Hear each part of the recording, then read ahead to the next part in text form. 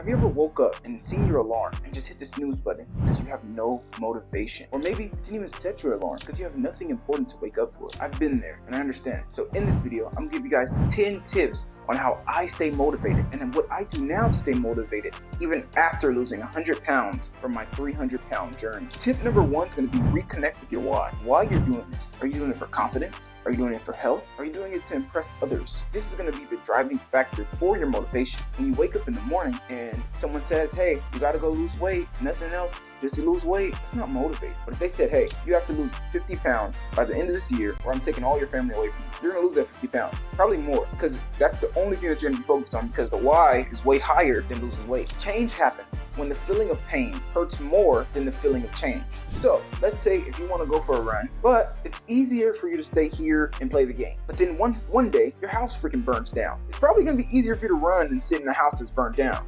Reconnecting with your deeper purpose can reignite your passion. Make sure you have a clear why you're doing what you're doing. So this will give you that extra motivation, that extra boost to wake up in the morning and go get it done. Create a GSD list. Get stuff done. Tip number 2 is going to be your story. What kind of story do you want to have? Do you want to be the person who just was the 300-pound Tom? Or do you want to be Tom who lost 100 pounds and inspired 100 others, and those 100 others inspired 1,000 others, and those 1,000 others all relate that correlation to Tom? Because Tom did this one thing. That's what I'm trying to do. I lost 100 pounds and I now have 100 people in my community that I now teach. And then from there, I'm gonna grow to another 100 people.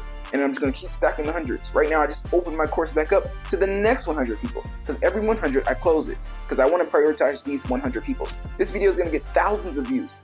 But if you want to be one of these 100, make sure you check out the link in the description. Knowing that you can actually motivate others should be the only thing that you need to get you up in the morning. Because if you're a selfish person, I'm not gonna lie, good things won't happen to you often. And this may sound messed up, but there's often a lot of bad things that happen to good people too. So this isn't entirely true. My point is, you have a better chance of things happening to you when you're doing things for others and not yourself. You will never go broke trying to help others. Have you ever heard the term, as long as I owe you, you will never go broke? Yeah, that's because you help so many people. You have IOUs everywhere. So eventually, as long as you didn't go into debt to pay them, and you didn't take out no crazy loan or blow the lottery, and your expenses aren't $3 million compared to your $3,000 income, you will have a great chance at life. Mentorship. Consider getting a mentor who's already done what you've done. I just bought like $300 worth of YouTube courses because I don't want to spend 6 months going through what these people have done 6 years ago. So I'm gonna pay them because they have the knowledge. I spent over $200 in the last day. $200 in a day just for courses. Who cares? Because I need to get better. I'm trying to pay for knowledge. I don't pay for anything else but knowledge. Seeing their progress and knowing that it's achievable for you and seeing others' progress that they're teaching the exact same thing that they're teaching you gives you the exact motivation that you need. There was something called the 4-minute mile. And I remember when, I think it was Usain Bolt. If it wasn't Usain Bolt, it was someone else. But I think he broke the 4-minute mile, and when everyone thought it was impossible, and then weeks later, like 5 to 10 other people broke the same thing. It's because they now know it's possible now, so they were able to achieve it. And it's crazy to think that before this, it was never possible, so no one could do it. So they never even tried. Like if you tell yourself right now, I'm gonna make $1 million this year, you won't make $1 more than $1 million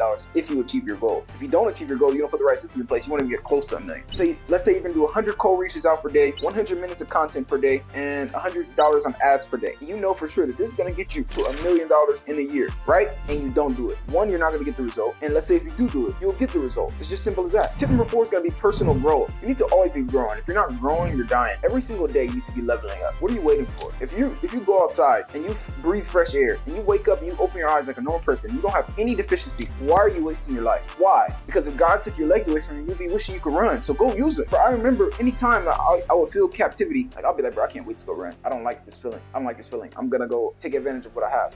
You better thank God for breathing. People take life for granted. Like there's not people who out there who's just stopped breathing, and people out there who die in their sleep. People out there who woke up blind. I heard of just something the other day that people who eat fish only, pescatarians, they can go blind from the mercury. You better take advantage of what you have before it's gone. Setting personal goals for personal growth is gonna be the key factor in helping you elevate. Make a goal and achieve it, and keep doing that over and over. Make a goal, achieve it, repeat. Mindfulness and meditation. It's okay to be motivated, but if you're not at peace with yourself, it's not gonna last long. You need to make sure no matter what, that you're always having some form of peace in your life. For me, it's praying. I pray around 5 times a day. So if I don't get my prayers in, I won't feel totally at peace. I usually need to get my work done, pray, work out, complete my day. If I don't do those 3 things, the day doesn't feel complete and I can't go to sleep happy. If I don't do 100 push-ups, 100 sit-ups in a day, I don't feel happy, I don't feel complete. And I will remember, I'm my biggest critic. I judge myself more than anybody. I'll run 3 miles in a day, and I'll be like, you could have went harder. And then someone else run 3 miles in a day, and they feel like that was their max. Don't compare your level 1 to someone else's level 9, because it took me a year, 3-4 years to even build my stamina. I remember when I was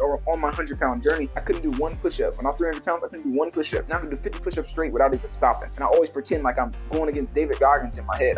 I'm so serious. Like, I pretend like one day I'm going to see him in public and he's going to challenge me to a push-up competition, and I won't be ready. So I pretend like it's a competition. Yes, crazy. But for me, having some type of mindfulness outlet, like I would use boxing or praying, anything that can help me just release anger or release some stress. 6, positive affirmations. You need to tell yourself that you love yourself. I couldn't tell myself that I love myself for a long time because I didn't love myself, and that's okay. But you need to have some type of form of okay with yourself. I still have body dysmorphia. I lost 100 pounds and still be like, you can get that better, you can get this better. It's insane. And I talk to people who've lost weight and they say the exact same thing. You're never going to be just totally happy with yourself. If you make $1 million, you're just going to want to make $2 million. If you make $2 million, you're going to want to make $3 million. Doesn't matter. The life is never ending. So you need to be at peace with yourself and give yourself positive affirmations so you can understand that you're achieving something and not setting high standards for yourself where you just don't feel like you're achieving anything. You don't want to just be chasing achievements your whole life where you don't enjoy any of them. Personal challenges. If you set personal challenges, such as for me, I try to run at least 7 miles for one of the days per week because that's like intense for me. 7 to 10 miles, it's like, okay, I feel this one, I'm starting to cramp, I still gotta push through. It's hard. Anything from like 1 to 6 is kind of like easy. 1 to 6 is super easy. 7 past is like, okay, this is a real day.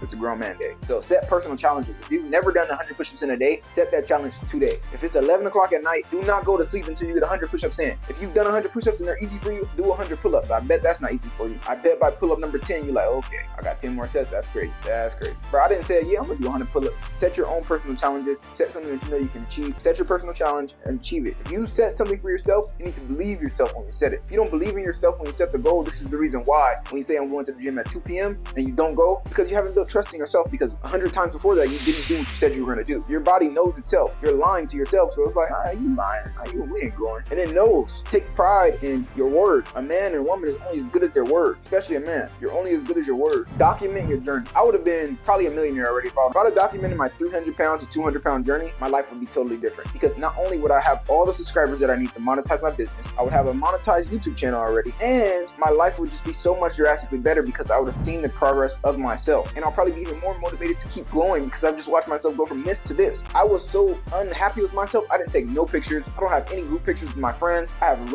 only pictures I have is like with family because they made you. You know, those pictures you take and you're like, you're not even smiling. Those are pictures I used to take with my family because they were just making me. I didn't like how I looked. I wasn't photogenic at all. It's not that you're not photogenic. It's just because you don't look how you want to look. It's not about photogenic, because I became more photogenic when I became a better version of me. Like, I'll see pictures and I'm like, whoa, like this looking real modelish, I'm not gonna lie. And it's just because I've lost 100 pounds and I earned it. I earned a good picture after losing 100 pounds. The next one's gonna be stay behind the scenes. Along my journey, I didn't post on any social media. I waited years to post on social media. Why are you watching other people's lifestyle when you're not happy with yours? The best version of you is waiting. So stop trading your future results for your current feelings. The next tip is gonna be create an educational day. If you're not creating a day where you're just studying and learning and trying to become a better version of yourself, or you're not doing daily actions to become a better version of yourself, I honestly don't know what you're doing. The best things happen to the people who create things in life. You get more lucky the more you create. It's not the person who swings 100 times and hits the bat. The person who swings 100 times and hits the home run once is always going to be luckier than the person who never swung once. Document it for yourself, and the people who care about you, the people who really want to support you.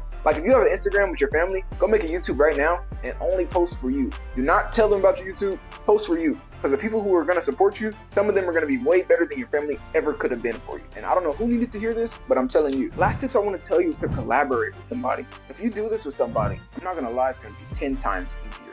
Having an accountability partner makes it like 80% higher for you to actually achieve your goals. So I think this is actually a Google stat. Being able to have someone that's more accountable with you and doing the same things as you makes it like totally like almost impossible for you to fail. If you and that person are on the same exact trajectory, you like, hey, you doing it? Yeah, I'm doing it. You're doing it?